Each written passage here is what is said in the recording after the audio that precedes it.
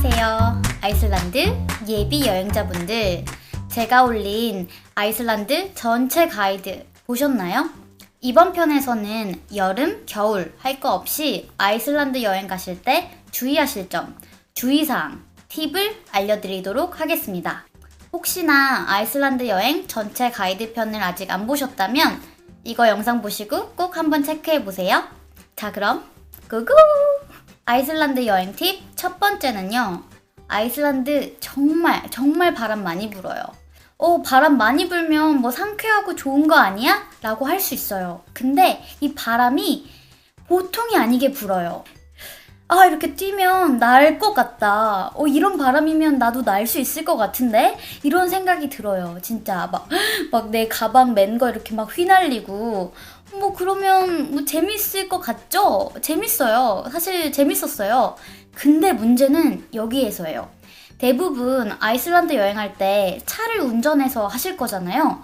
이때 잘못하면 문 열다가 차 문짝 날아갈 수가 있어요. 이건 실제로 아이슬란드에서 차 렌트할 때 그 사람들이 주의를 주는 사항이기도 해요. 그래서 쓸 수 있는 방법은요.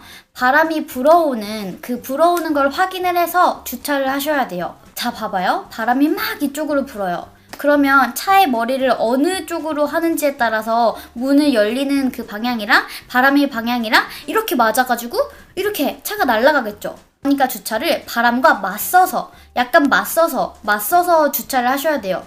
내가 문 열다가 이 바람이 요거를 딱 빽! 가버리는 거예요. 아셨죠? 그러니까 꼭 주의하셔가지고 바람의 방향과 맞서서 주차를 하시길 바랍니다. 그걸 내려보기 전에 어떻게 확인하냐고요? 창문 살짝 열어가지고 바람이 어디서 어떻게 부나 이걸 확인을 하는 거죠. 알겠죠? 다시 한번 강조드릴게요. 바람이 차문을 뜯어갈 수 있으니까 차에서 내릴 때, 문 열 때 꼭 조심하세요. 아이슬란드 여행 두 번째 팁은요. 한식이나 즉석 조리식품을 싸가시는 거예요. 이거에는 여러 가지 이유가 있는데요. 사실 여행할 때 가장 큰 기쁨 중에 하나가 그 나라에서 맛있는 거 찾아서 먹고 맛집 찾아가고 이런 거잖아요. 아이슬란드에서는 살짝 포기하셔도 돼요. 아이슬란드에서 매일 외식했다가는 네, 머니 바이바이 머니 바이바이가 되실 거예요. 왜냐면 한 끼 먹는데 외식비가 장난 아니에요. 그리고 레스토랑이 많지도 않아요. 아이슬란드까지 가는데 뭔가 촌스럽게 막 한식 이렇게 싸가고 그러는 거 약간 좀 내 스타일 아니다 이렇게 생각하실 수 있는데 만약에 가시면 김치 좀 싸올걸, 고추장 좀 챙겨올걸 분명히 생각이 드실 거예요. 지금 제 말 듣고 하나라도 더 챙긴 라면이 여러분을 행복하게 해줄 겁니다. 그럼 저한테 이제 감사합니다 라고 이제 댓글 남겨주셔야겠죠? 그리고 아이슬란드 여행에서는 눈이 너무 즐거워서 뭐가 먹고 싶고 그러질 않더라고요. 뭔가 이제 결핍이 있을 때 더 먹고 싶고 그러잖아요. 근데 아이슬란드에서는 먹지 않아도 배부른 것 같아. 그냥 천국에 있는 것 같아가지고 뭘 먹지 않아도 행복해. 그래서 괜찮았어요. 그런데 나는 짐도 너무 많고 그 음식까지 챙겨가면 너무 힘들 것 같다. 난 싫다 라고 하시면 또 다른 방법이 있어요. 바로 현지 마트에 가가지고 거기에서 식자재 쇼핑을 해서 요리를 해먹는 거죠. 그러면 또 외식비가 확 줄어들 거예요. 그래서 그럴 경우에는 꼭 주방이 있는 숙소를 빌리시길 바랍니다. 그리고 아이슬란드 여행 세 번째 팁은요. 바로 면세점에서 술 사기입니다. 물론 술을 안 드시는 분이시면 필요 없겠지만요. 면세점에서 술을 사야 되는 이유가 몇 가지가 있는데요. 첫 번째는 이런 바에서 술 마실 생각 거의 안 하시는 게 좋을 거예요. 정말 비싸요. 맥주 한 잔당 가격이 매우 비쌉니다. 최소 10,000원 정도 하신다고 보시면 돼요. 그리고 면세점에서 술을 사야 되는 두 번째 이유는요. 이런 술을 파는 곳이 많이 없어요. 아이슬란드에서는 이런 술을 일반적인 마트에서 파는 게 아니에요. 나 아이슬란드 마트에서 맥주 파는 거 봤는데 그거 무알콜이거나 도수가 현저히 낮은 걸 거예요. 대부분 도수가 높은 것들은 술만 파는 곳에서 살 수가 있는데 그 술 파는 곳이 많지가 않고 많지도 않을 뿐더러 영업시간이 짧아요. 영업시간이 길을 때는 평일에 6시, 토요일에는 2시 아니면 4시, 그리고 일요일은 문을 닫고요. 한순간이라도 아이슬란드를 더 봐야 되는데 그 술 사려고 그 시간 떼내가지고 그 술 사러 가면 너무 안타까운 일이겠죠?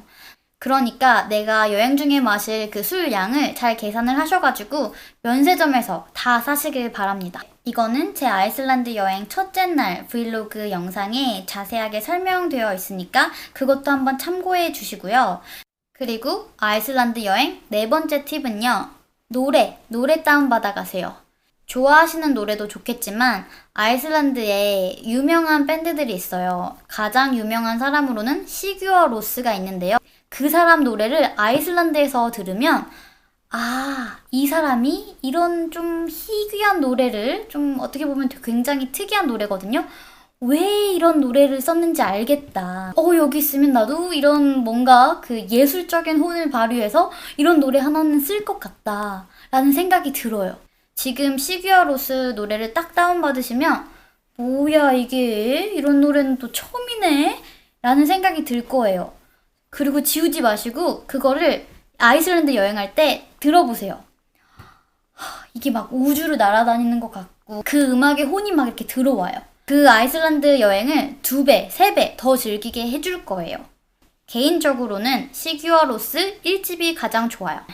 기회가 되면 아이슬란드의 아티스트랑 노래들을 소개하는 시간을 한번 가져보도록 할게요. 그리고 아이슬란드 여행 5번째 팁은요. 기름 넣는 거, 차에 기름 넣는 거, 그 주유에 대한 이야기인데요.